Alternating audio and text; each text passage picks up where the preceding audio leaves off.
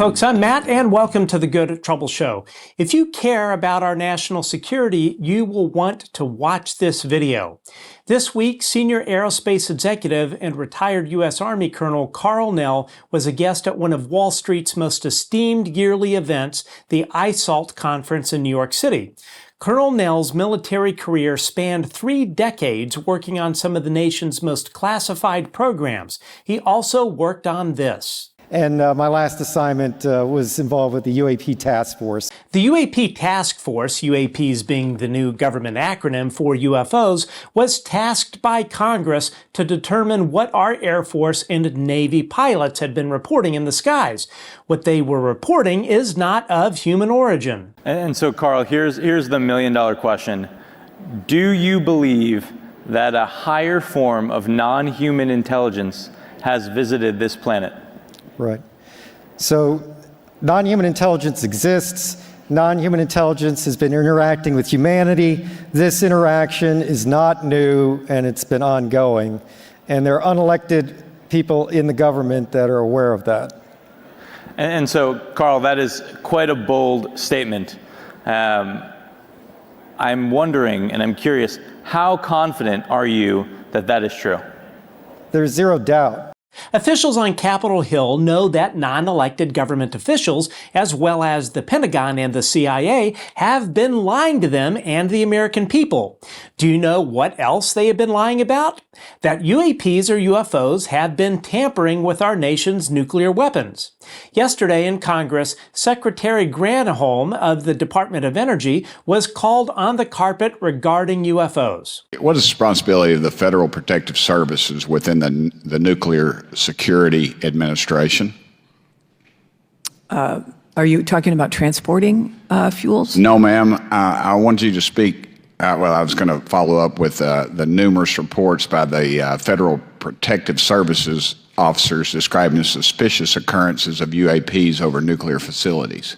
Let me just say, the Defense Department has said there is no evidence of UFOs, et cetera, or aliens in the United States. However, at those sites, there may be drones that may be nefarious. And so we are definitely looking at that and making sure that our national security sites are protected. We have a whole program related to countering drones that may be coming from Well, areas. this isn't about drones, and this is prior to drones even. What protocols does the Department of Energy have for reporting and responding to any UAP sightings near nuclear infrastructure? And people joke about this, but I get a lot of questions about this concerning this and about this hearing today from my constituents, so I would appreciate you answering that if there are any protocols. Well, certainly there are protocols whenever we see anything unusual around our nuclear sites or our national security sites writ large. Secretary Granholm, earlier when Representative Burchett asked you about some UAP stuff, you said that the DoD essentially had denied any existence of that, and you referred to them as drones, correct? It's my understanding that the Department of Defense has looked at this and issued a report about it. I have a lot of questions, so just quick and concise if possible. There have been persistent claims and reports, including those from credible whistleblowers to this committee, suggesting that the U.S. government, potentially including the Department of Energy, has been involved in reverse engineering technologies recovered from UAP. For example, the Pentagon's proposed Kona Blue program aimed at reverse engineering such technologies, although it was ultimately not established. Can you clarify whether the Department of Energy has been involved in any such efforts, or, either historically or currently, to analyze reverse engineering materials from related to UAPs? I have no knowledge of that. Okay, there are several reports indicated frequent drone incursions over DOE nuclear facilities, including an incident on April 1st, 2021 at Lawrence Livermore National Laboratory, also known as LLNL. Can you detail the DOE's current security measures to prevent unauthorized drone activities or UAPs, and what steps are being taken to enhance these measures of frequencies of incidences? Yeah, we have a whole counter drone effort to make sure that all of our national security sites and our labs are protected from incursions from drones, I'll just say, that are not authorized. So there's a whole series of protocols, probably not ripe for discussion in this public setting. Correct. So I reviewed some unclassified materials from around the 40s and 50s, and so they weren't just being reported as drones back then, and I encourage you to look over those materials because I think that you guys should be upgrading that program to cover down on UAPs. There have been documented sightings of metallic spheres over DOE facilities, if you want to call them drones in this instance, such as one report on April 30th, 2019 over LLNL. What investigations have been conducted in regards to these sightings, and what conclusions do you guys have about the nature and origins of these objects? I'm happy to follow up with you on that. Okay, we'll be submitting also too for public record some questions after this, if you could please answer those. Considering the DOE's involvement in nuclear and sensitive research facilities, how does the DOE coordinate with agencies like the Department of Defense and Aero to investigate UAP sightings? We obviously are teamed with the Department of Defense because of our national security and nuclear mission. Are you able to cite any specific investigations or shared data analysis efforts? I don't have information on that. Okay. As of right now, again, we'll be submitting some questions for you after this, but I hope that you guys can answer those in a timely fashion. And again, for those that might be tuning into this, I would encourage you to look at some of those unclassified materials, and we'll be happy to provide your office with that. I'll just follow up by one other question, I guess, to close it out. Does the DOE currently work with JSOC in order to handle security measures? We work with all of the security entities around the federal government. We're part of an overall all-of-government effort on both cyber as well as national security. Do you guys work with JSOC? Yes or no? Yes, we do. Okay. All right. Thank you very much, ma'am. I yield the rest of my time, Chairman. UFOs, UAPs, were classified under the Atomic Energy Act of 1954, putting them on par with the secrecy surrounding our nuclear weapons technology. In November of last year, I co-wrote a story with journalists Christopher Sharp and Josh Boswell for the Daily Mail, detailing how the CIA's secretive UFO crash retrieval and back engineering program was being run out of the CIA's Directorate of Science and Technology and their super-secret Office of Global Access. This office, utilizing a highly classified real-time sensor platform, can detect when these non-human craft crash. When a craft goes down, the CIA Office of Global Access deploys a team to recover the craft that consists of Department of Energy personnel and members of JSOC, or Joint Special Operations Command. JSOC is in charge of folks such as the Navy SEALs and other Tier 1 operators. This is why Congresswoman Paulina Luna asked that direct question. Look, this is not a Republican or a Democrat issue. It's a national security issue of concern for all Americans.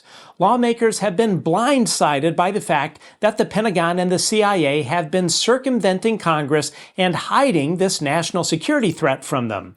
I encourage you to watch this speech with Senate Majority Leader Chuck Schumer and Republican Mike Rounds, the ranking members of the Senate Select Committee for Intelligence, regarding 63 pages of legislation on UFOs you probably didn't know about. Legislation that a small group of lawmakers derailed last year. I ask unanimous consent the quorum be dispensed with. Without objection. Thank you. Majority Leader. Thank you, Mr. President.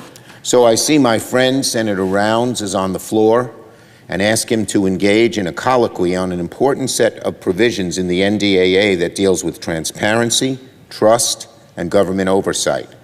The Unidentified Anomalous Phenomena Disclosure Act that he and I co-sponsored, and portions of which we will pass in the NDAA.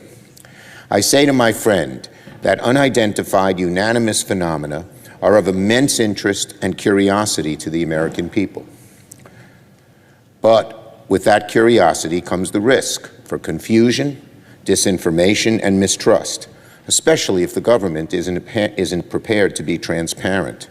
The United States government has gathered a great deal of information about UAPs over many decades, but has refused to share it with the American people.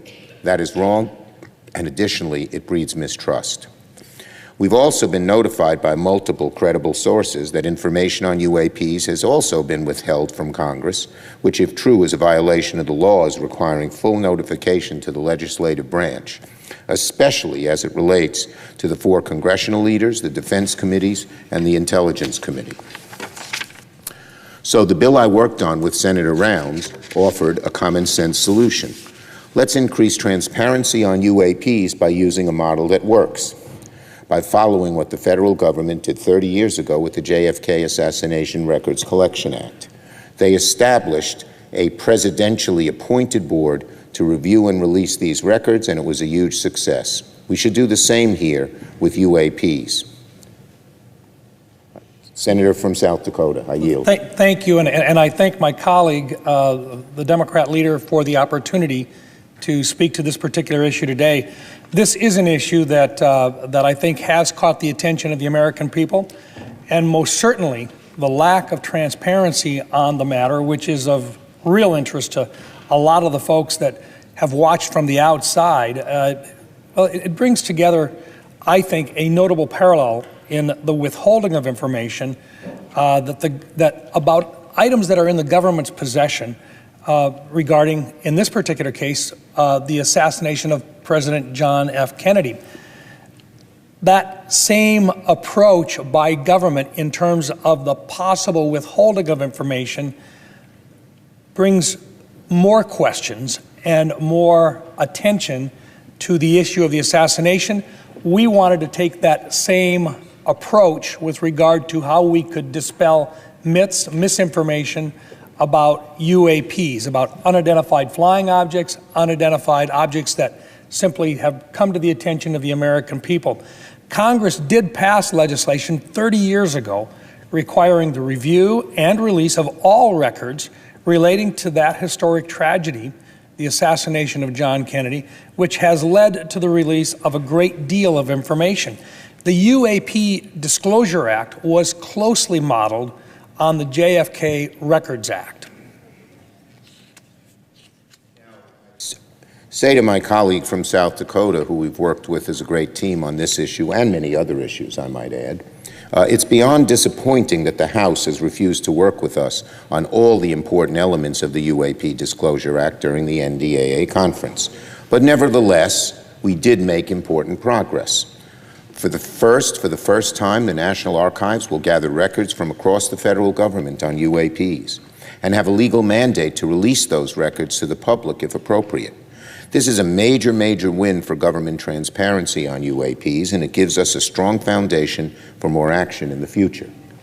I agree, sir, and I think probably the most significant shortcomings that I think we need to visit about as well, shortcomings of the conference committee agreement that are now being voted on, were the rejection, first of all, of a government-wide review board composed of expert citizens, presidentially appointed and Senate confirmed, to control the process of reviewing the records and recommending to the president what records should be released immediately or postponed, and a requirement as a transparency measure for the government to obtain any recovered UAP material or biological remains that may have been provided to private entities in the past and thereby hidden from Congress and the American people.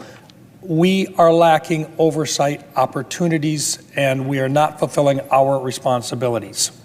Well, I'd like to echo what my friend Senator Rounds has said today and on many occasions.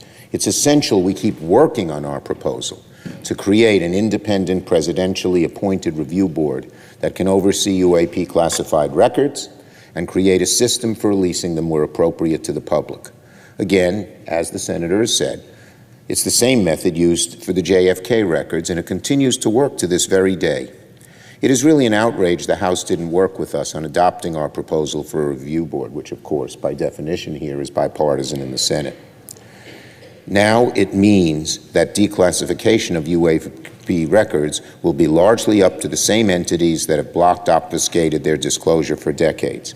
We will keep working. I want to assure the American people, Senator Rounds and I will keep working to change the status quo. And before I yield finally to him, I'd like to just acknowledge my dear friend, the late Harry Reid, a mentor who cared about this issue a great deal. So he's looking down and smiling on us, but he's also importuning us to get the rest of this done, which we will do everything we can to make happen.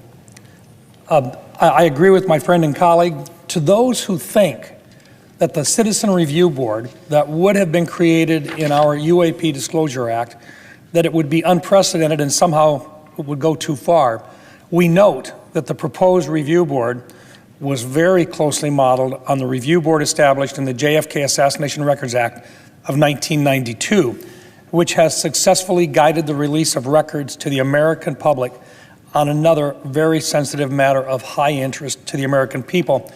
And it does one more thing that we really need to recognize, and that is that there is, we believe, information and data that has been collected by more than just the Department of Defense, but by other agencies of the federal government as well. And by allowing for an outside independent collection of these records, we can make progress in terms of dispelling myths and providing accurate information to the American people. Again, I thank my colleague and pledge to work with him and other bipartisan colleagues in the future to build upon what we've achieved in the conference report. We encourage our colleagues to join us in the further investigation of this issue and in advancing legislation that will complete what we have accomplished in this NDAA. Folks, we have a problem on our hands. We as a nation must confront this and not bury our head in the sands. But we will not be successful so long as the Department of Defense and our intelligence community are willing to circumvent Congress in violation of the Constitution of the United States of America.